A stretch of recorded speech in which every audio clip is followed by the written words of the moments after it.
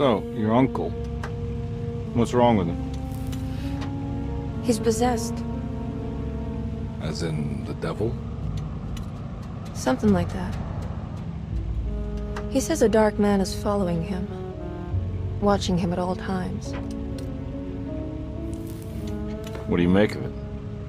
It's nonsense, of course, but I'd be lying if I said it didn't bother me. You see, it runs in my family. Possession? No, Detective. Deteriorating melancholy. Practically every member of the Hartwood family is driven mad before they grow old.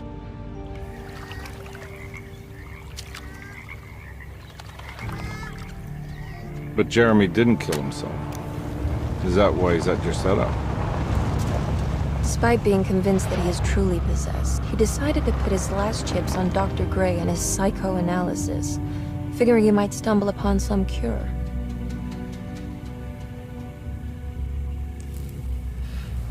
You mentioned a letter.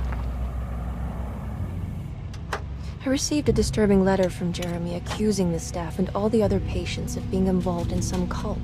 And now they are also out to get him. Could it be real? Or is it all just in his head? It's a story he tells himself, Mr. Carnby. Anything to avoid the truth. Which is? That we're all terribly insignificant. That people mean so very little to one another. That there is no one out to get Jeremy Hartwood because he isn't worth getting. Here we are.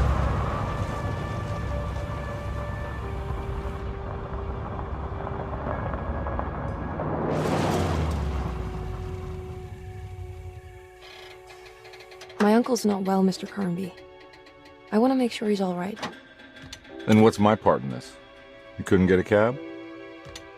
I just wouldn't feel safe going alone.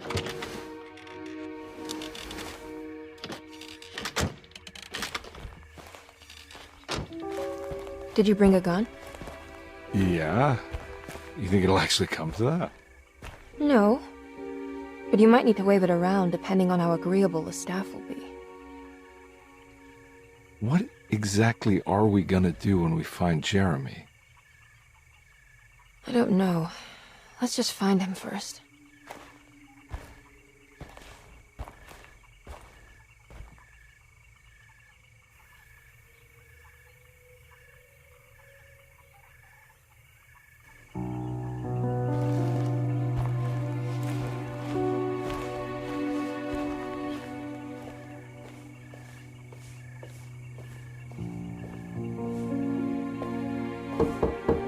Hello? Hello? Looks abandoned. It can't be. There has to be someone around. Wait here. I'll go around back.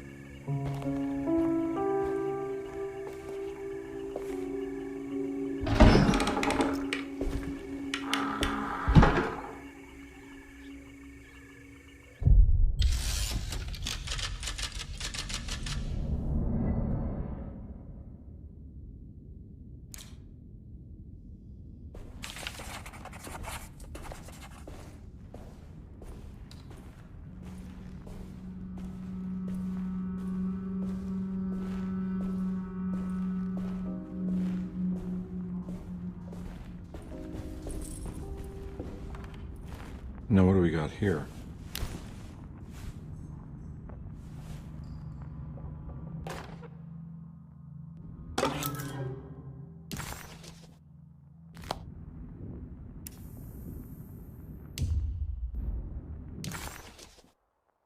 Deseto, the old plantation building, was ready to fall, but kept alive by some starry-eyed carpetbagger called Dr. Gray. Seeing how the staff couldn't even be bothered with answering the door, Detective Carnby figured they would just head inside and grab Jeremy.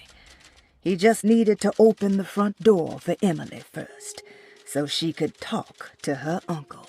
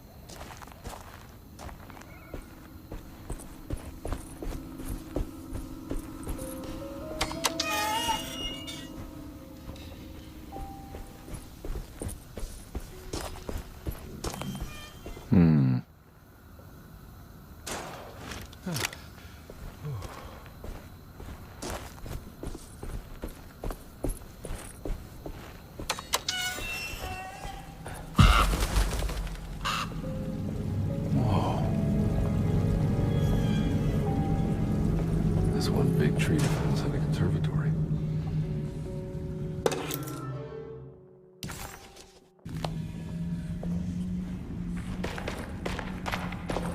Huh? What?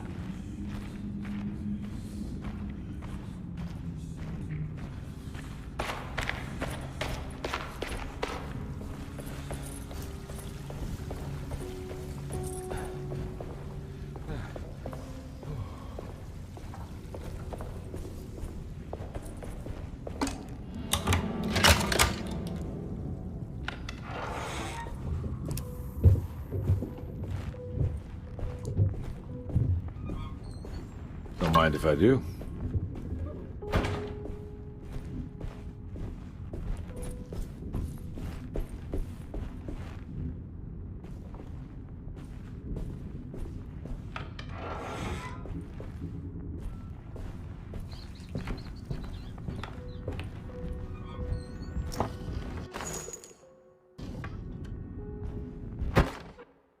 Every day your silence weighs a little heavier. It's been a difficult year for everyone, and many have lost all hope. I read in the papers about people suffering. Pictures of dust-covered landscapes without a drop of water. I wish I knew if you were still tending the earth, or if you had turned your back against us. I have started to look for help elsewhere. I pray you will tell me if I am going down a path that you find disagreeable. With help from Baptiste and Charlotte, I found comfort in the practice of the voodoo. I have long been skeptical of that Caribbean cult, but it's been of good use to me. It seems all harmless in my book. I say some words dreamt up by the Creoles, and I carry around a small pocket of gree-gree. Nothing of this is mentioned in the Bible, of course, but the French Quarter priestess tells me it's all connected. She says the Christian God is just one more perspective on the creator of things. That's what I like to think, but the other way around, that the spirits of her faith are just aspects of you, our Heavenly Father. I am so grateful for the words you gave Mr. Hartwood. We will sing your praises at St. John's Eve. The world will be blessed soon again. Only the sacrifices of the Old Testament compare to your demands. Let it be the truth. A mother of earth, wood, and dirt. A mother of 1,000 young. Sacred sand, $1. Black cat oil, $1.50. Devil shoestrings, $0.25. That makes $2.75, madame. What was that you were telling the doctor? A goat without horns. What does that mean? Ah, you must have misheard me, madame. I said no such thing. Please, I know I don't look like any of you, but I'm devout. I'm ready to do what it takes. Do not be so eager to sacrifice the few things you have left, madam. Now please, leave my store. A goat without horns.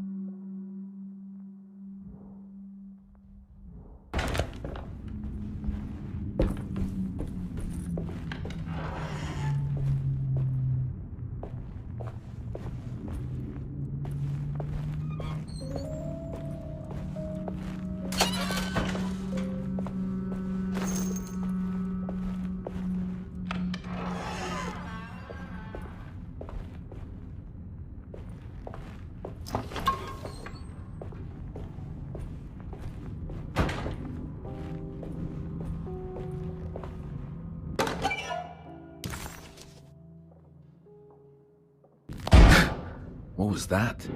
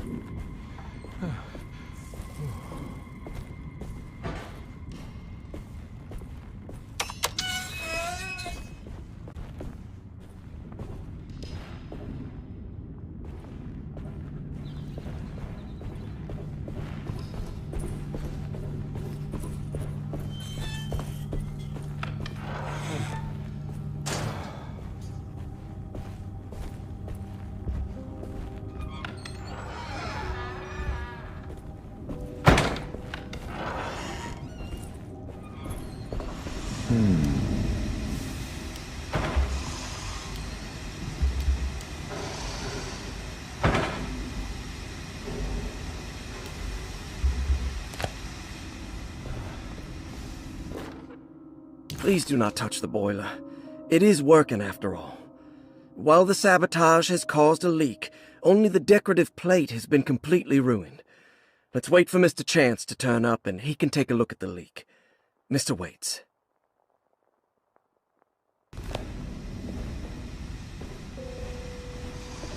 That doesn't look safe.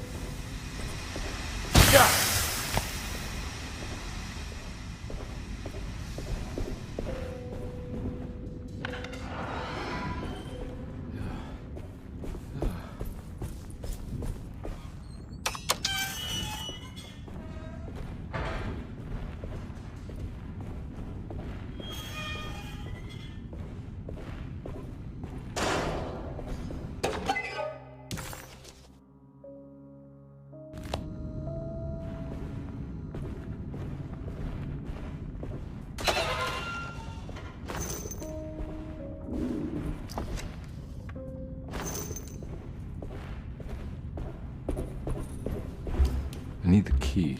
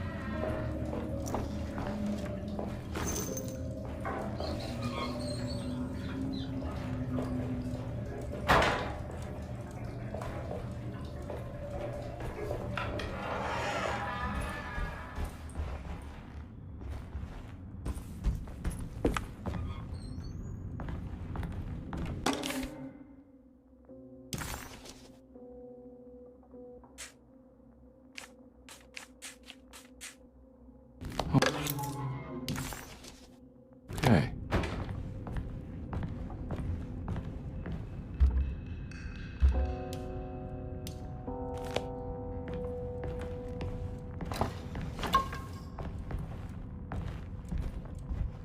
Sunday, June 22nd. I spent all day looking for Jeremy. I should have cared for the others, but I'm scared that he will do something irreversible. Cassandra is upset that I didn't give her the latest shipment of pain medication that Waits brought from the post office yesterday. I would have given it to her, but the company didn't send a new key this time around, so the box is just sitting there on my desk. They must have figured we had plenty of their gimmicky keys by now. I only remember seeing one lately. Grace was playing with it inside the grand parlor. Unless it turns up by itself, it will have to wait. I have to figure out where Jeremy is. I think Jack knew something. That dog of his found a strange rot permeating the house. She's showing us, he said. Like those blots and streaks of fetid rot was talking to him.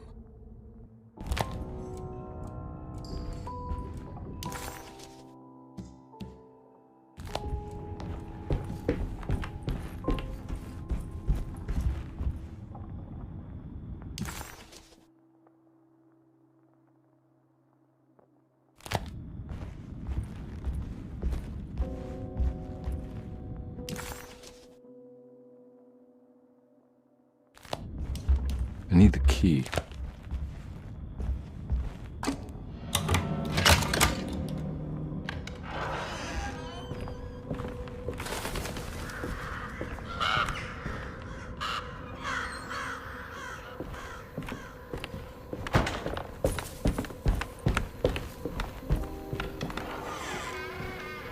Oh.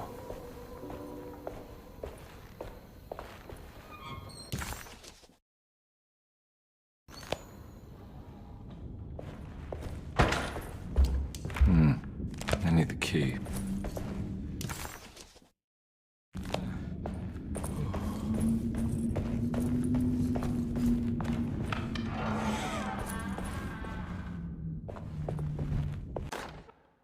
The Great Depression. President Hoover raises tariffs on over 20,000 imported goods in an act to protect American labor. Following the collapse of the Wall Street stock market on October 24 last year, American industry has suffered greatly. Thousands of companies have gone bankrupt and left a large part of the American workforce unemployed. In an attempt to turn the tide, the Smoot-Hawley Tariff Act has been signed by President Herbert Hoover. By regulating commerce with foreign countries, the government hopes to encourage the industries of the United States to compete with cheap foreign imports. Superstition on rise. New Orleans voodoo stores and spiritual mediums see increased profit during troubled times. While the market has faced hard times ever since Black Thursday of last year, voodoo doctors and snake charmers see significant rise in number of customers.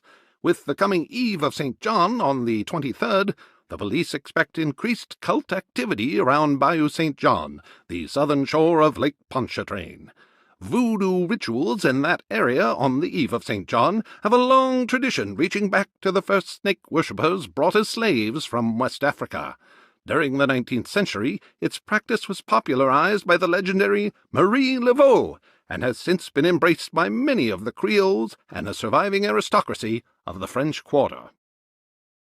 Author seeks asylum.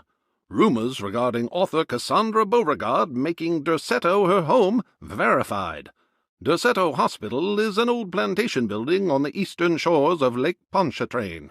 While often considered an asylum for the insane, residing Dr. Elmore Lee Gray prefers to think of it as a convalescent home, a place where you can go to rest. The patient list is kept secret, but thought to include many of the black sheep of wealthy families, because at Derceto, treatment does not come for free. Local author Cassandra Beauregard has now been confirmed by her own admission. She's been lauded as a powerful Creole voice and written many successful books. Lately it was reported from Hollywood that she has finished a moving picture manuscript titled Slaughter Gulch. That film is set to hit the theaters next year.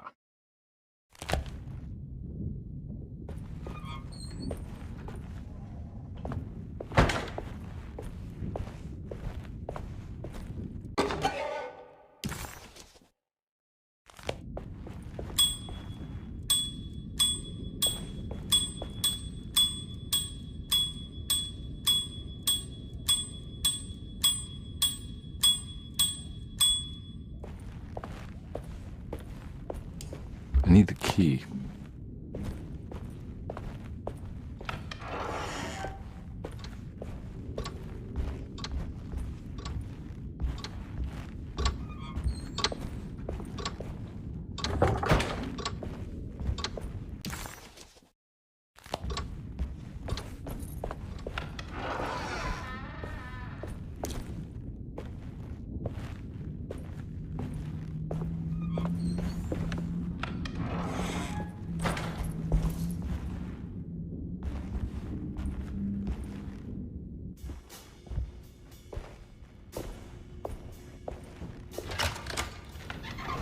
Thanks. What are you doing? Who are you? Whoa, pardon me, excuse me. My name is Edward Carnby, private investigator. I hope you don't mind we let ourselves inside. I do mind. This is private property. You can't just barge in here. I'm sorry about all this, but I'm looking for my uncle. It's urgent, and no one was answering the door. We can't hear you knocking anymore. None of us can. Who is your uncle, darling? Jeremy. Am I right? She has that Hartwood gloom, doesn't she? That's right. I'm Emily Hartwood. I just came to make sure my uncle is all right. Well, he is unavailable right now. You will have to come back another day. Unavailable how? Is he sleeping? We can wait. He's lost. Don't I know you from somewhere? Who's your man again, Miss Hartwood? My name's Edward Carnby, private investigator. Splendid. Enough! All of you! Get back to your rooms! McCarthy, keep your eyes on the child. And you two, please leave immediately. Look, we're not here to cause any trouble. Just let us see the old man, satisfy the curiosity of my client here, and we'll be off. Jeremy has gone missing. There's no need to worry, but it might be some time before he turns up. The whole staff is looking for him. What? He ran off? I don't have time for any of this. Please, come back tomorrow. All right, in that case, we'll just wait in his room. You don't mind, do you? It's upstairs, right? Wait, you can't. Don't worry, we'll be discreet. In the corridor. It's the first door on your left. I'll tell Dr. Gray you're here. Excellent. Thank you, madam.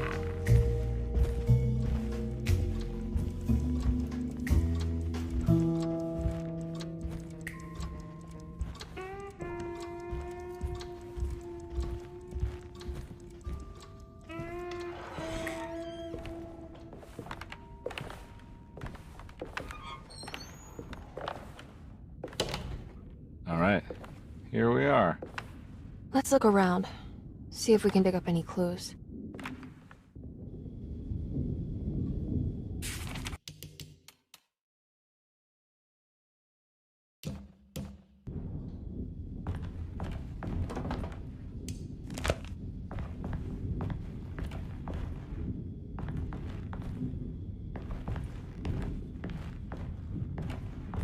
Every night the dark man stands opaque at the threshold of my room, counting the days until my spirit spills out of my tired shape. Only his pallid mask shelters my remaining sanity. Staring directly into the face of that demonic sultan would surely sunder time itself. Would he have looked the same to my father as he struggled for his life? Does his veiled face haunt my niece quite the same way? I wish so that I could rest my soul in that sunburnt convent of Tarawea. Would I find you there, Juan? Or Senora Perosi, back from the beyond? Every night I hide from him, moving from one misshapen memory to another. Scenes conjured out of fantasy and delirium. Places I struggle to even paint. I wish I understood your death, Senora. Is there anything I could do for you but bury you in that bleak necropolis? That triumphant chapel rising above the ledges and the oven vaults shall be your sepulchre, where you may rest, and I shall weep.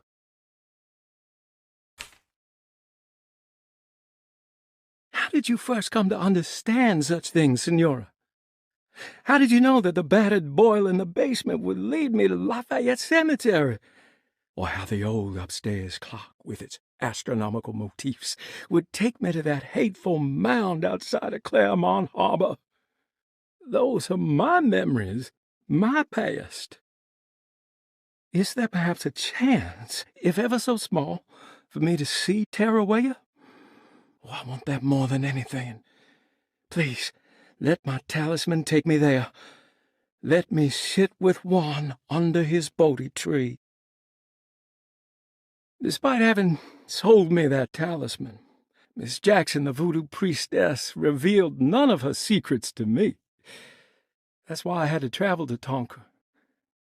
Instead, She cruelly told Baptiste, my caretaker, that he would be betrayed and killed in the most awful way, that the one he loved would pierce his thigh with a sharp spear, and that he would be devoured by his own mother. What a terrible thing to say. The people of Deseto are becoming dangerous. They do not understand what they are doing. I must do something to stop them. I tried talking to Dr. Gray, but he confuses my worries. He's caught up in treating me. How can he expect evil to be cured with medicine and conversation? The orderlies, the housekeeper, and the patients are all deranged. They will call upon evil to enter this world. All will be lost. Everything. Unless I can find the clerk, Mr. Waite. He seems to be a clear-thinking man. Maybe Beauregard. The dock man offered me a prison, and I accepted. I signed that miscarried contract and entered the dock pact. Everyone is safe, except for me.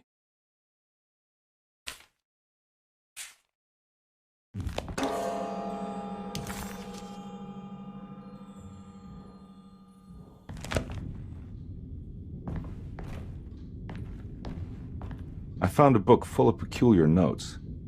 Have you heard of something called Tarawea? No. What's that? I might be reading too much into this, but I think it's the place he wants to go to. Oh, okay. Sounds like a clue.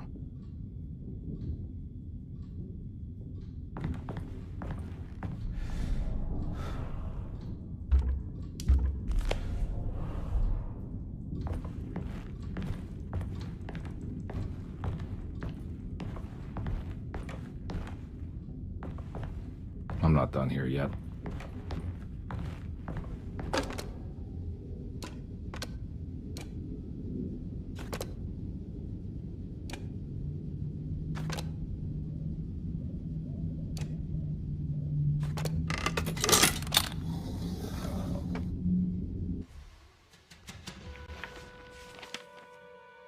Hey, you know anything about this? Looks like some sort of talisman. No, I don't. Oh, help me out here, will you?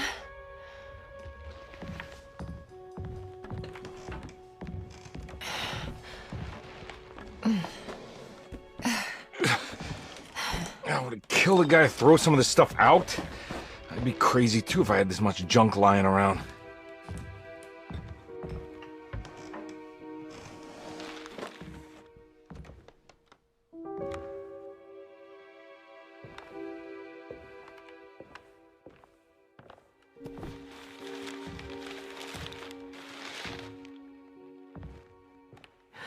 Oh, wow. That's striking. I want to save this one.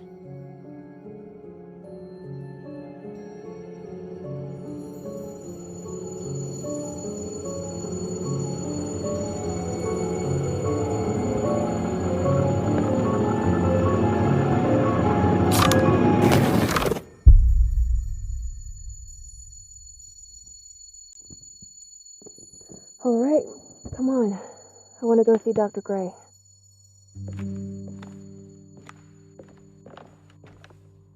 Come on, let's go. Yeah, I'm coming.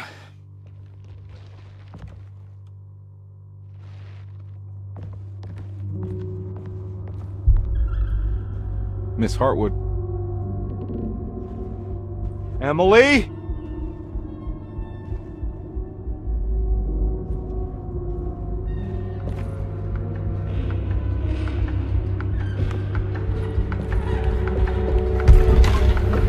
What the hell is going on? Where am I?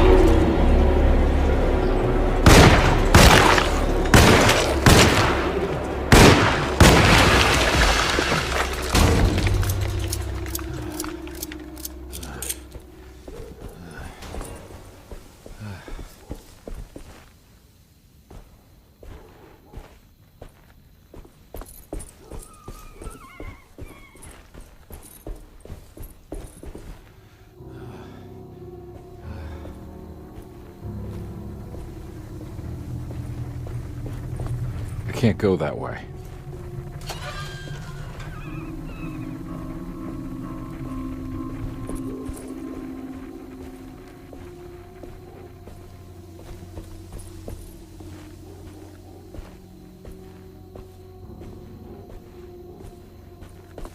What the hell is going on?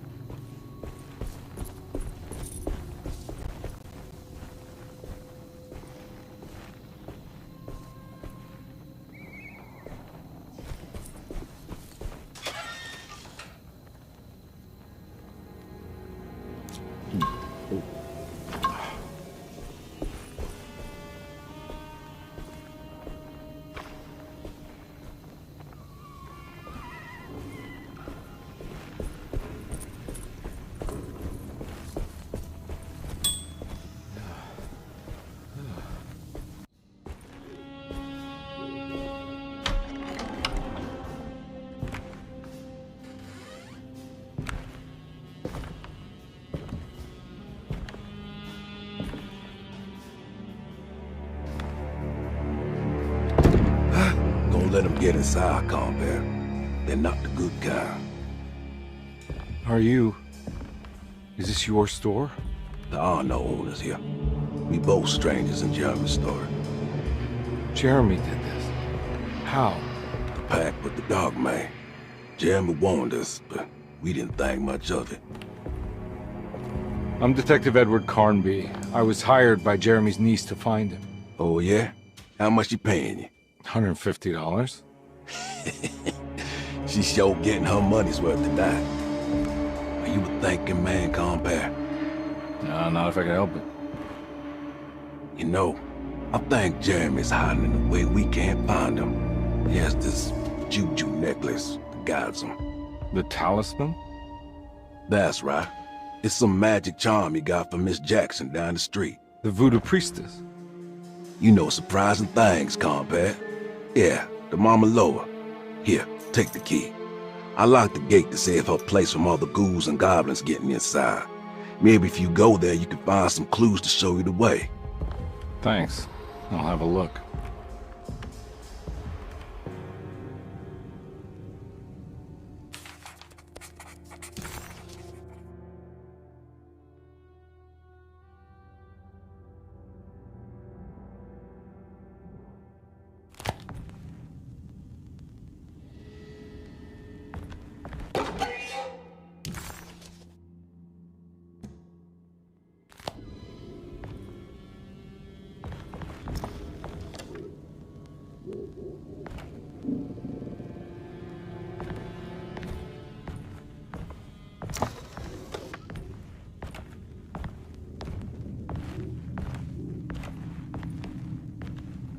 You want to come along?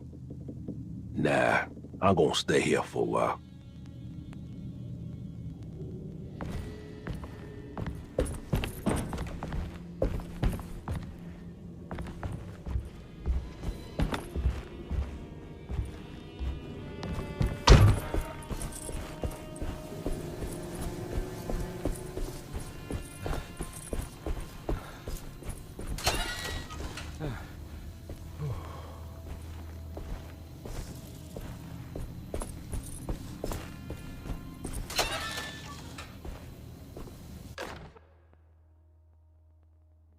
Hey.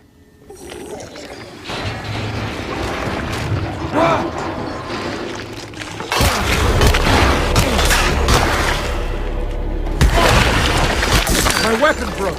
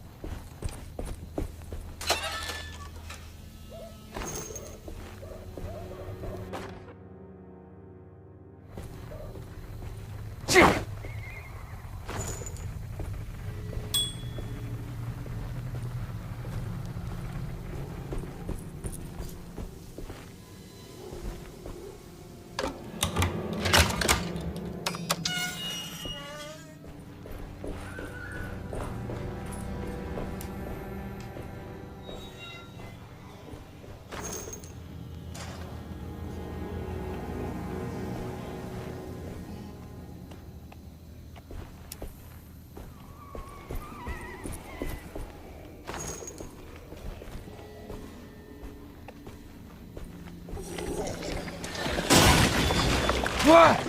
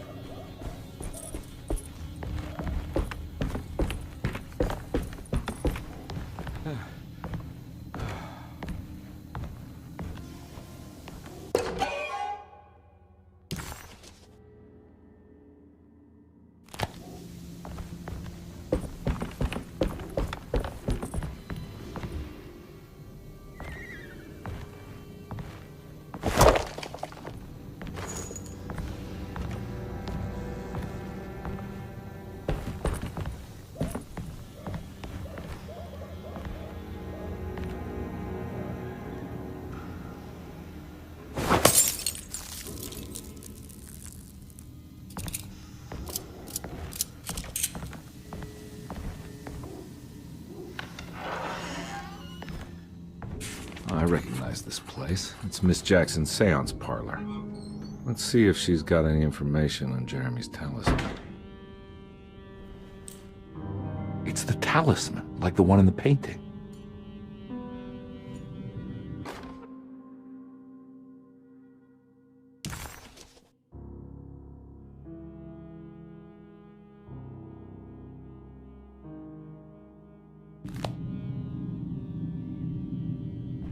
I think it's meant for the talisman.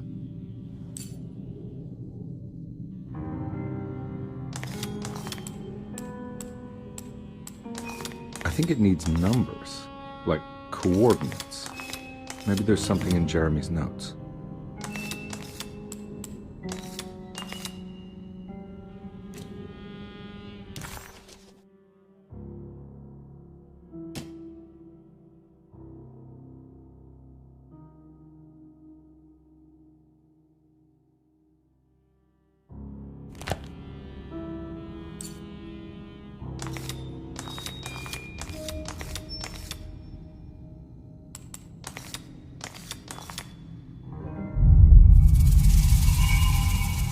It's showing something.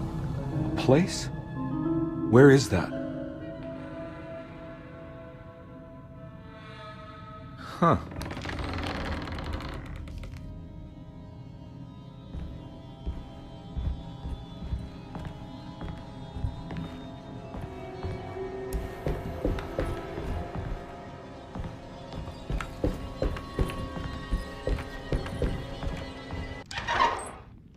Detective, I was wondering when you were going to show up. Mrs. Thompson told me you were here.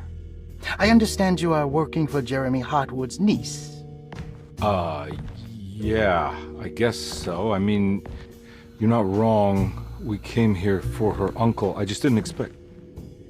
I didn't expect this. You are Dr. Gray, right? That's right. You don't happen to have some identification, Detective. I'm not keen on having strangers prying into my business. Oh, Detective Edward Carnby, Decatur Street, New Orleans. Enjoying the Vieux Carré, Detective? Those old French quarters, the voodoo people, the gangsters. I'm sure you live an exciting life. Well, it's not quite like the stories, Doc. Just trying to make a living. Aren't we all making a living? Well, welcome to Derceto, Detective. I hope your time here will be useful. Now, what can I do for you? But why don't you tell me where I can find Jeremy Hartwood? Why wouldn't that make for a short visit? I wish I could tell you, but I'm afraid I don't know. A drink, Detective? Anything brandy. Oh, you do belong in the French quarters, Detective. Armagnac or cognac? You know, just give me the cheap stuff. I'm not much of a connoisseur. Having low standards is not a virtue, Detective. Let me see if I can broaden your perspective. What can you tell me about Jeremy? I wouldn't want to go into details about his condition. Doctor-patient confidentiality. I'm sure you understand. Sure, but he is crazy, and he's gone missing. Why? Here, try this. Ooh, it's good. Got a bite? It's called a sidecar. The trick is not to be afraid of the tartness of the lemon. Then, for goodness sake, don't overdo the triple sec. Okay, what can you tell me about Jeremy? Well, let me think. He is an anxious man, constantly worried about events not presenting themselves according to his model of predestination. He complains about things not being carried out in the right order, and that some things simply shouldn't be. Is any of this helpful to you? Not really. I was hoping for some direction where to look next. I'm sorry. I have nothing for you then. You should talk to my orderlies. They have been looking for him for a while now. I'm sure they would appreciate your help. Yeah, I ran into Batiste earlier. Come to think of it, he might have given me a lead. Oh, excellent. So your investigation is already underway. I'm gonna go, but I'm sure we'll meet again. Looking forward to it. Safe returns.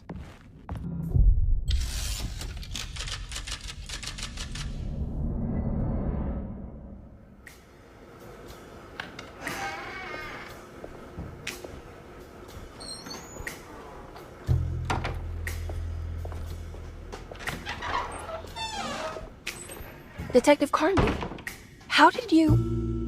where did you go? I was just talking to Dr. Gray. You disappeared. No, it's not what you think.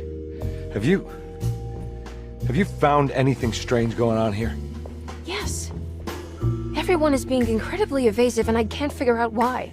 No, I mean something you can't explain. Paranormal, even. Detective, I really need you to get yourself together. I can't do this alone. Forget it. I'll figure it out. Do you want to come see Dr. Gray? No, I want to try something. With this talisman, I think I can follow Jeremy to the place he mentioned in the book. What was the name? Do you remember something Spanish? Tarawea. Yeah, that's where I need to go. Detective, are you gonna be all right? Yeah, of course. Go talk to Dr. Gray. We'll rendezvous later.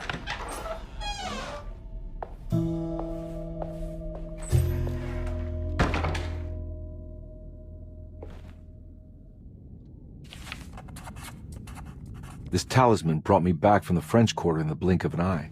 If Jeremy can travel so easily, then he could be hiding anywhere, even Tarawea. If he can do it, so can I. I just need to figure out how the talisman works.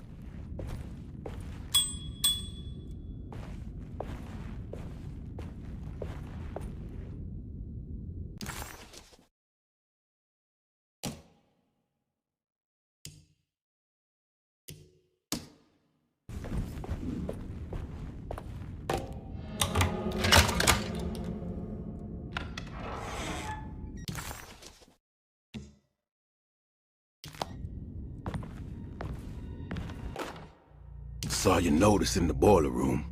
You should know Mr. Chance won't be coming back. I got no business being in there myself, but you can take a valve from the wine cellar if you want to try to stop the steam pouring out. Be careful.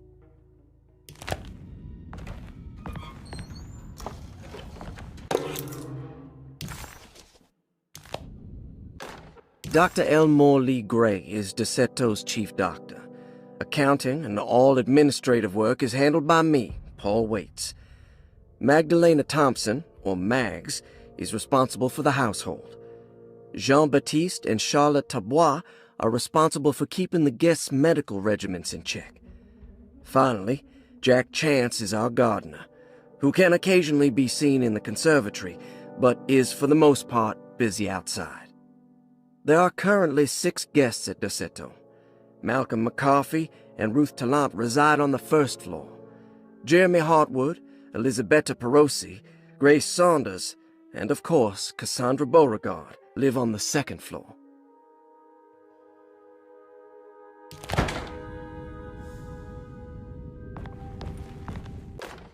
Paul, you're right about the plates on the boiler and the clock. They have been sabotaged, and I think I know who did it. They have something to do with Jeremy's episodes and how he seems to disappear at night. Right now, it's important that you keep an eye out for any of the pieces. I want to find out if I can repair the plates. Let me know if you find any of them. Lottie. Tell Lottie to take a look at the well in the kitchen garden.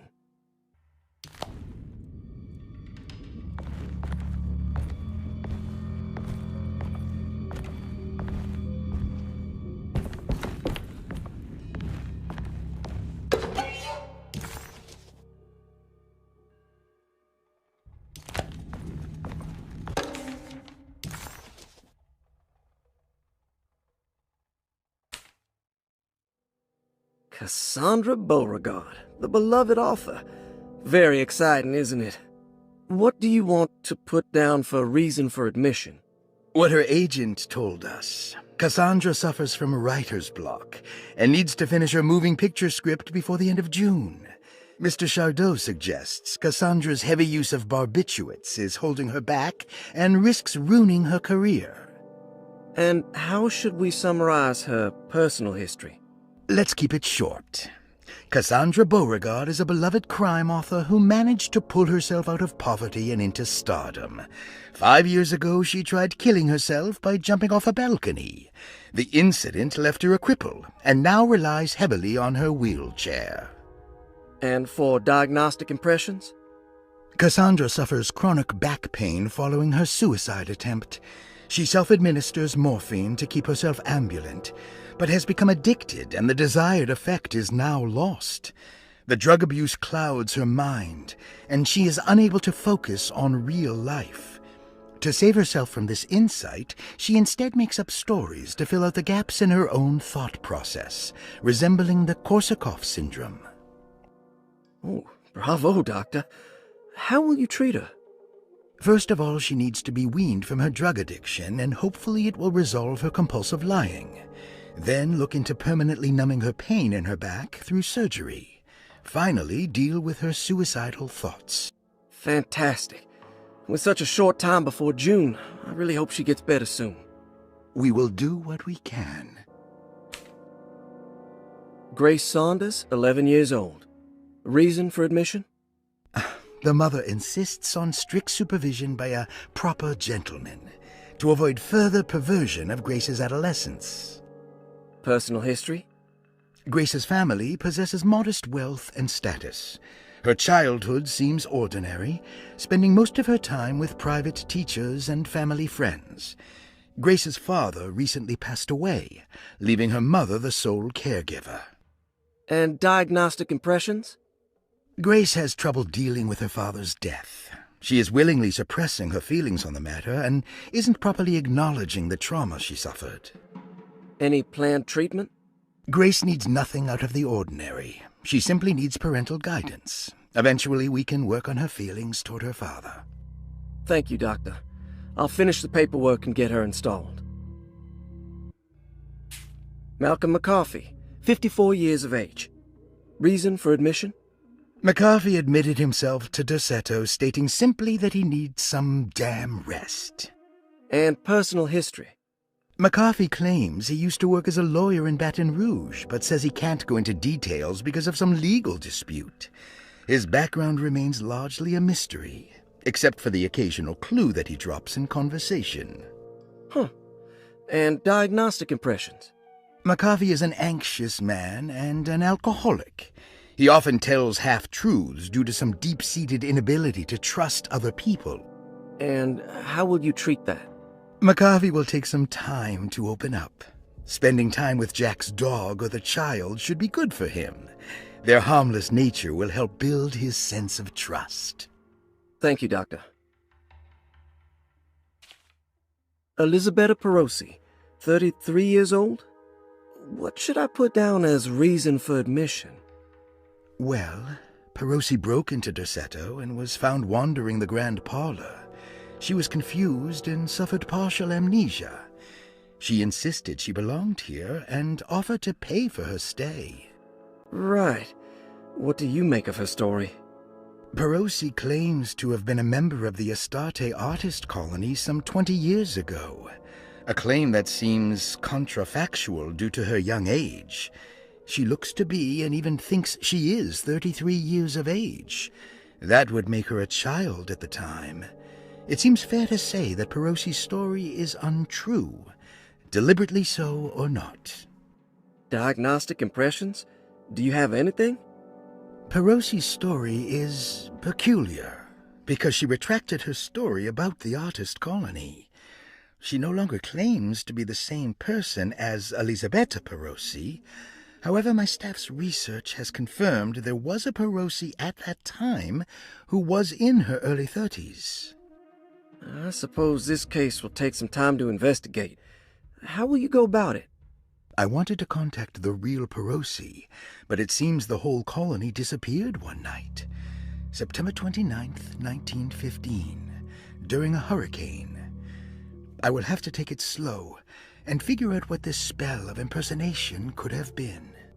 Oh, I'm sure it will all clear up eventually. Thank you, Doctor. Ruth Talon, 29 years of age. Reason for admission?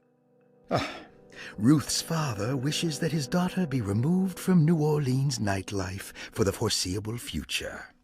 He fears that her overly free spirit is tarnishing the family's reputation. Sounds simple enough. Personal history? Ruth comes from considerable wealth.